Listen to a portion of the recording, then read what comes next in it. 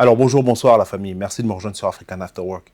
Aujourd'hui, je vais vous entretenir dans une capsule plutôt courte sur une question qui me semble assez importante, qui est celle de la crise économique actuelle. Je vais essayer d'en dégager quelques actions qui vont vous permettre de vous en prémunir ou du moins de minimiser les impacts pour vous-même et votre famille. Peu importe votre situation, je pense que ce sont des actions qui vous serviront sur le court comme sur le long terme. Alors de quoi s'agit-il ? Pour ceux qui regardent l'actualité, vous verrez très souvent le terme de récession venir couramment dans les informations. Mais de façon plus globale, vous voyez bien qu'on accumule des crises politiques, des crises sanitaires, des crises sécuritaires, des crises économiques, etc. etc.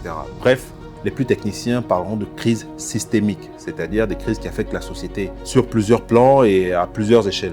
Alors les 3 actions que j'ai moi identifiées qui peuvent aider tout un chacun sur le court, moyen ou long terme sont les suivantes. La première, c'est si vous ne parlez qu'une seule langue, débrouillez-vous pour en acquérir une deuxième. Ça, c'est le b.a.-ba, c'est très important. Une langue vous permet d'abord de vous ouvrir d'autres opportunités, parfois que vous ne voyez même pas parce que vous n'avez pas accès à certains espaces, mais apprenez une langue secondaire, il y en a plein. L'anglais est l'une des plus prolifères, l'anglais, l'espagnol, le mandarin, le russe devient plus stratégique. Bref, faites l'effort d'apprendre une seconde langue, d'avoir une langue secondaire. Ça, c'est très important et je vous assure que ça peut vous ouvrir des opportunités que vous n'espériez même pas. Le deuxième point, c'est de mettre l'accent sur des compétences secondaires. Qu'est-ce que j'entends par là? C'est des compétences qui ne sont pas votre source de revenus principale. Des compétences qui ne font pas partie de votre cursus académique, scolaire ou professionnel classique, originel. Il peut s'agir de choses que vous aimez par exemple faire, mais que vous n'avez jamais, sur lesquelles vous n'avez jamais mis toute votre attention. Sinon, vous pouvez aussi passer par des formations. Il y a beaucoup de formations.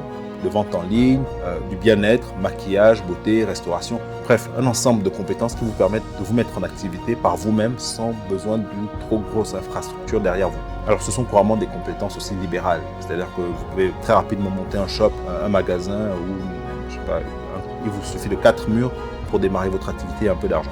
Donc voilà, développer des compétences secondaires, c'est très important. C'est aussi une façon très intelligente de préparer les vieux jours. Donc ça vous servira sur le long terme. Il s'agit ici de rappeler que les systèmes de retraite dans plusieurs pays du monde entier deviennent de moins en moins fiables.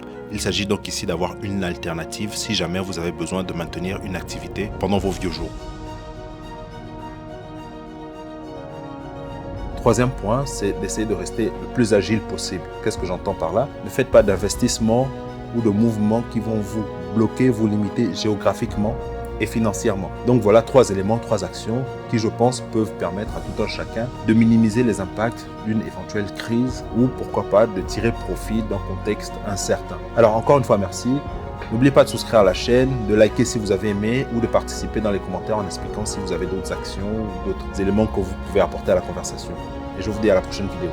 Peace.